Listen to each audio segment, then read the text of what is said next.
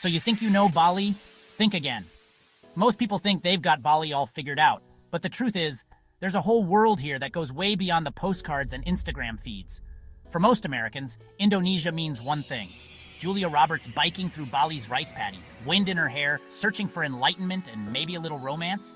You pack your yoga pants, your eat, pray, love paperback, and think you're ready for exotic travel.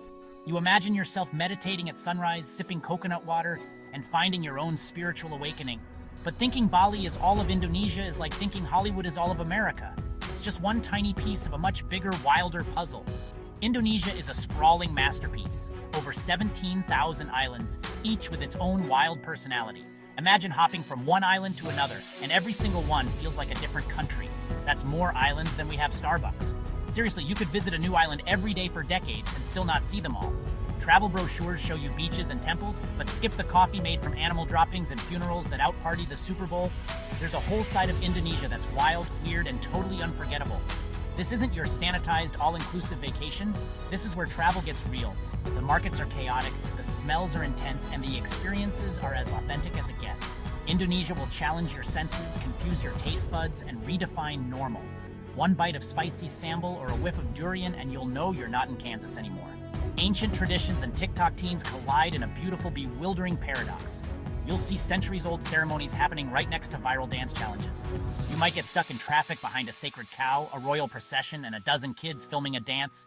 It's chaos, but it's the kind of chaos you'll never forget. So buckle up. We're pulling back the curtain on the real Indonesia. Get ready to see what most tourists never even imagine. Forget the infinity pools and influencer photo ops. There's so much more to discover than just the perfect selfie spot. We're diving into the weird, wild, and wonderful secrets that make Indonesia unforgettable.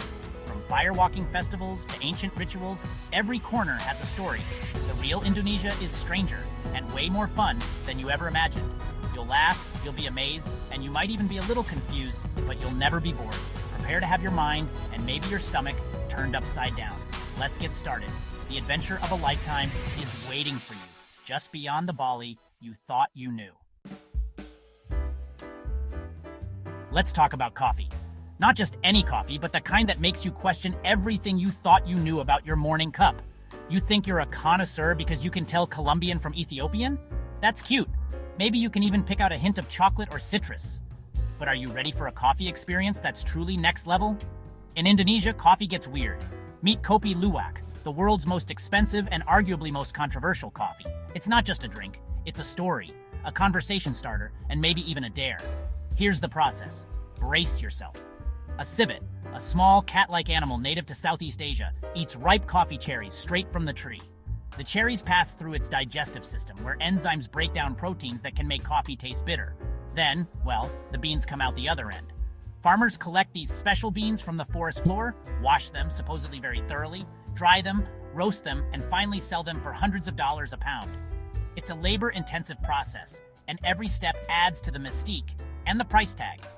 The civet's digestive enzymes supposedly make the coffee smoother, less acidic, and give it a unique flavor profile that some describe as earthy, rich, and complex. Coffee aficionados travel from all over the world just to try a cup. Imagine pitching this on Shark Tank. I collect animal poop, pick out beans, and sell it as luxury coffee. It sounds like a joke, but it's a multi-million-dollar industry. In Indonesia, it's a tradition. Tourists line up for a cup of cappuccino, nodding thoughtfully about the enzymatic process. Some even claim it's the best coffee they've ever tasted, while others just want the bragging rights. Meanwhile, you're drinking something that was inside a wild animal yesterday. It's a fact that's equal parts fascinating, and let's be honest, a little gross. But hey, we eat hot dogs and don't ask questions. Maybe it's not so different after all. Sometimes the weirdest foods become the most beloved. Kopi Luwak is Indonesia in a nutshell. Something familiar with a twist so bizarre it sounds like a dare. It's a blend of tradition, curiosity, and a dash of wild adventure. Next time you complain about your $5 latte, remember it could be worse. You could be paying $50 for a cup that's been on a real journey. It could have been pre-digested by a civet. That's a whole new level of handcrafted. Suddenly, Starbucks seems like a bargain. Who knew your regular coffee run was such a deal? Indonesia takes the ordinary and makes it extraordinary, sometimes in the weirdest ways. Would you try it? Or would you stick to your usual brew? That's just the start of the surprises here. Indonesia is full of unexpected twists, flavors, and stories. Ready for more? Let's keep going. Let's talk about time. Not just the ticking of a clock, but the way it shapes our lives, our expectations, and even our sense of self. In America, we're obsessed with it. Schedules, deadlines, apps for every second. Our days are measured in meetings, alarms, and reminders, each moment accounted for, every minute planned. But in Indonesia, time is flexible. They call it jam karet, rubber time. Here the clock stretches and bends, and people move at the pace of conversation, not the pressure of a calendar. An appointment at 2 p.m., it could mean 2:30, 3, or maybe even next week. No one seems to mind. There's a gentle acceptance that things will happen when they're meant to. Nowhere is this more true than Sumba, an island where ancient traditions rule and the modern world feels far away. Here, the landscape itself seems to slow you down. Rolling hills, endless skies, and villages untouched by the rush of city life. In Sumba, villages are led by shaman priests, and life revolves around rituals and ancestor spirits. The rhythm of daily life is set by ceremonies, not by clocks. The Sumbanese Pasola festival is a wild ritual battle on horseback, part ceremony, part real danger. It's a spectacle of skill and tradition, where the past and present collide in a blur of color and movement. Blood is spilled to ensure a good harvest. It's not a show for tourists, it's a living tradition, deeply woven into the fabric of Sumbanese identity. The stakes are real, and so is the meaning. Visiting Sumba means letting go of control, your schedule, and your Wi-Fi. You can't force the island to move at your pace. Instead, you have to slow down and let the island set the rhythm. You learn to wait, observe, and accept that things happen when they happen, not when your calendar says so. Patience becomes your new travel companion, and you start to notice the beauty in the in-between moments. It's unsettling at first, but also freeing. The pressure to be productive fades, replaced by a sense of presence and peace you didn't know you were missing.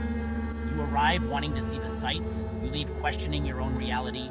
The island changes you, teaching you that time is not just a number, but a feeling, a way of being.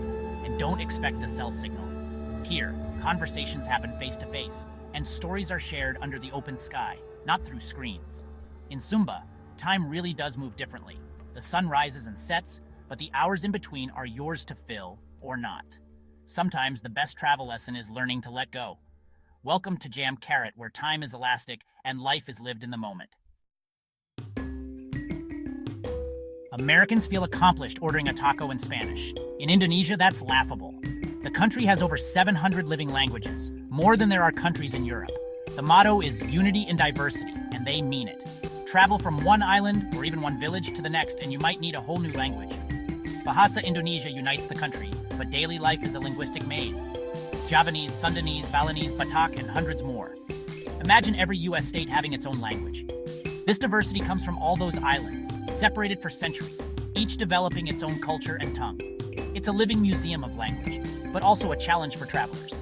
Learn a few phrases, then realize nobody understands you in the next village. In Indonesia, a smile and creative sign language go a long way. Here, language is both a barrier and a bridge. America has the Grand Canyon and Yellowstone. Indonesia, it has volcanoes that change color. Mount Kelimutu on Flores has 3 crater lakes, each a different shifting color. One day turquoise, next week blood red. It's a geological mood ring. Local legend says the lakes hold the souls of the dead, their moods changing the colors. Science says it's minerals and volcanic gases, but the spirit story is cooler. Then there's Ijen volcano in Java, where blue flames light up the night, sulfuric gas igniting in the air. It looks like a sci-fi movie, and miners work in this otherworldly landscape, hauling sulfur up the slopes. Indonesia's volcanoes are beautiful, dangerous, and alive. Our national parks look tame by comparison. Here, nature is unpredictable and awe-inspiring. You can watch the sunrise over Mount Bromo or visit Krakatoa, the volcano that changed history. In Indonesia, the earth itself is always in motion, and it's never, ever boring. In the West, funerals are somber. In Indonesia, they're epic celebrations. For the Toraja people of Sulawesi, a funeral is the biggest event of a lifetime. Families save for years to throw a multi-day festival. The deceased may stay at home for months, even years, treated as sick, until the family can afford the ceremony. The funeral, Rambu Solo, involves ritual sacrifices, feasts, and dancing, a wild, joyous send-off. The more buffalo sacrificed, the smoother the journey to the afterlife. Every few years, families even clean and dress their ancestors' mummified bodies, posing for family photos. It's a ritual of love and remembrance that challenges every Western taboo. Here, death isn't the end, it's a reason to gather, celebrate, and remember. Funerals here redefine what it means to say goodbye. In Toraja, life and death are always connected. Think LA traffic is bad? Welcome to Jakarta, where traffic is a way of life. Scooters rule the roads, families of 4, groceries, even a chicken, all balanced on one bike. Traffic rules? More like suggestions. Honking isn't aggression, it's communication. I'm here, watch out, or good luck to us all. Gojek motorcycle taxis weave through the chaos, delivering everything from food to massages. The city adapts. Street vendors sell snacks to drivers stuck in gridlock. For outsiders, it's sensory overload. For locals, it's just Tuesday. You learn to surrender to the flow. Getting angry is pointless. Just enjoy the ride. In Indonesia, traffic is a mobile community event. It's chaos, but it works. Americans think jalapenos are spicy. In Indonesia, that's child's play. Sambal, a fiery chili paste, is the heart of every meal. Hundreds of varieties, each hotter than the last. When someone asks if you want your food pedas, spicy, it's a dare, not a question. One spoonful can feel like swallowing a blowtorch. Locals pile it on like ketchup. The tiny green chilies, K. Brawit, look harmless but are pure fire. Accidentally biting one is a rite of passage and a lesson in humility. But once you get past the pain, you discover incredible flavors. Beef rendang, nasi goreng, and more. The heat isn't just for show. It's part of a complex, delicious flavor profile. Eating Indonesian food is a journey. You start slow, build your tolerance, and maybe, just maybe, survive. You'll never look at spicy the same way again. Here, food is an adventure. Are you brave enough to try? Your taste buds will never forget it. So there you have it. Indonesia isn't the Instagram paradise you imagined. It's wild, complex, and full of surprises. Cat-processed coffee, funeral parties, 700 languages, and volcanoes that glow blue at night. It's a place that challenges you, teaches you, and changes you. This isn't a vacation, it's an adventure. If you're ready to have your mind blown, your taste buds set on fire, and your sense of normal shattered, book that flight. Leave your watch at home. You won't need it. Paradise is waiting with a wicked sense of humor. Are you brave enough?